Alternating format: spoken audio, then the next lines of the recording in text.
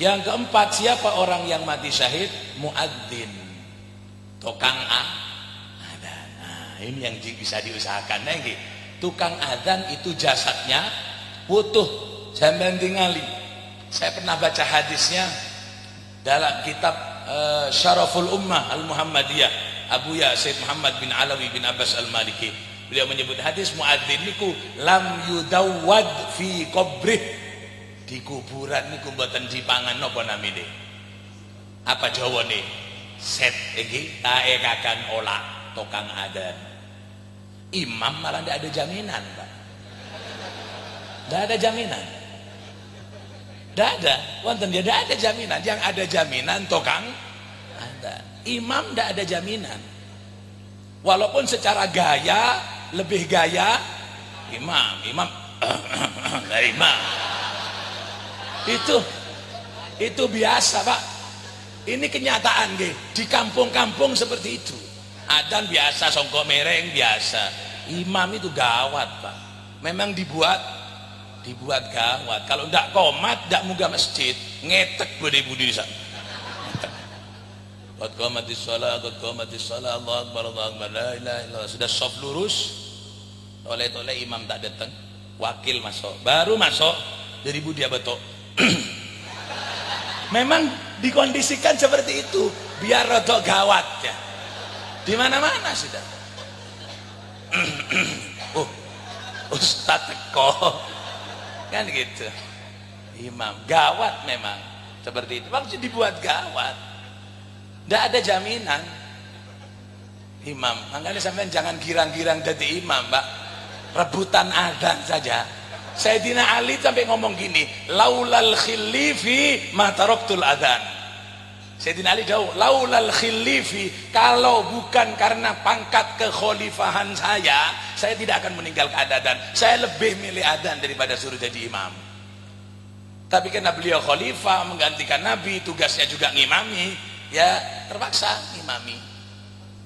Laulal khilifi, kalau bukan karena kekhalifahan saya harus ngenteni ngimami gantinya Nabi Muhammad, saya mataraktul adzan, saya tetap akan adzan. Itu lebih tinggi pangkatnya. Mayoritas ulama jumhur mengatakan bahwa muadzin lebih hebat, lebih mulia, lebih tinggi pangkatnya daripada imam, walaupun secara gaya lebih gaya imam. Karena pangkat di hadapan Allah itu bukan karena gaya-gayaan, Pak. Tapi pangkat di hadapan Allah karena mana yang membawa manfaat kepada orang lain, dialah yang lebih tinggi pangkatnya di hadapan Allah, walaupun potongannya biasa-biasa. Biasa-biasa potongannya, tapi membawa manfaat kepada masyarakat, itu yang pangkatnya tinggi. Tok serban pada naban raja, Pak. Tasbih akor palokor. Lodak kelompenan, lodak. Tapi tak nyambi manfaat, malah ngerosak ke masyarakat. Tidak ada pangkatnya di hadapan Allah. Tak baju, tidak baju. Imam memang gawat, tapi manfaat jauh dengan muadzin. Sekarang imam, Pak, sampean ngimami, sampean bermanfaat untuk siapa? Untuk orang yang menjadi makmum di belakang sampean. Yang makmum 5 ya bermanfaat untuk orang 5. Makmumi 10 ya 10 manfaatnya. Tidak mungkin ada orang di rumah-rumah mau berjamaah sama sampean yang ada di masjid.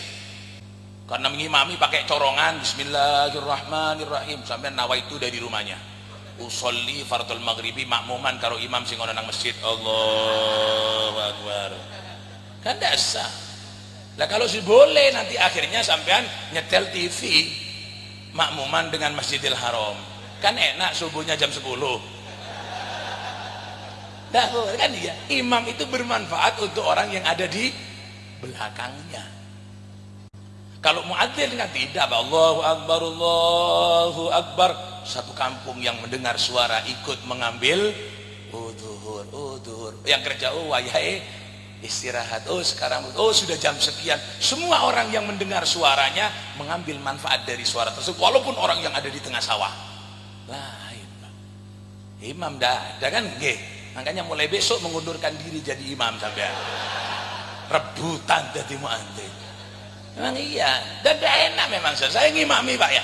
saya ngimami, dan tanggung jawabnya berat imam itu Pak. Kalau adzan sambil ngentut kan tidak apa-apa kan ya.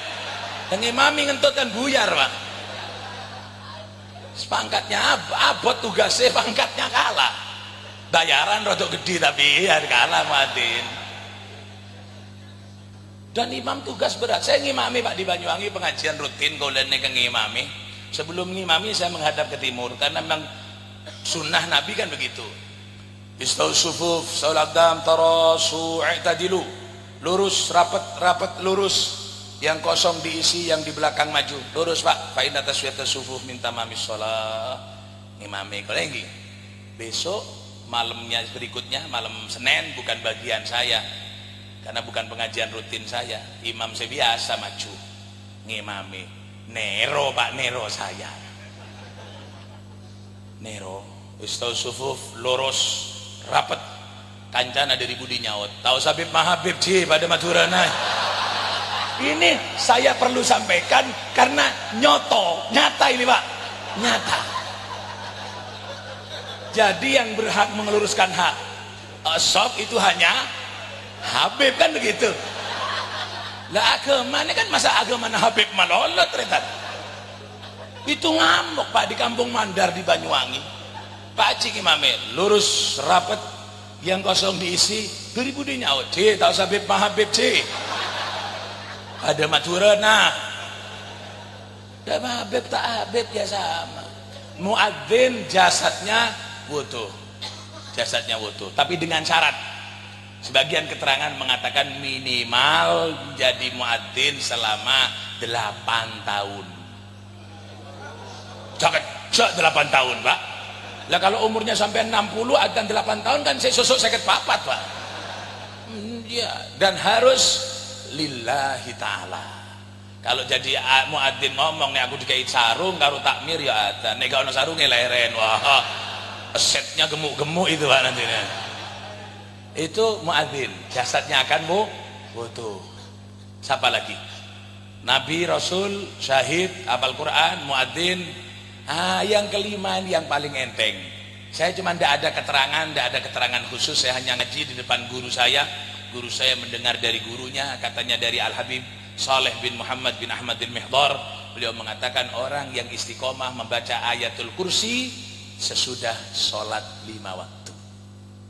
Jadi mun awirid mari abejeng wirid mantun sholat niku wonten wawasan ayat kursi. Itu jasadnya wudu. Ini yang paling gampang Pak.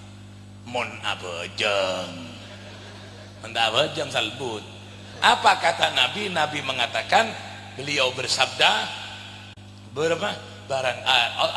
Allah mengharamkan kepada bumi untuk memakan jasadnya para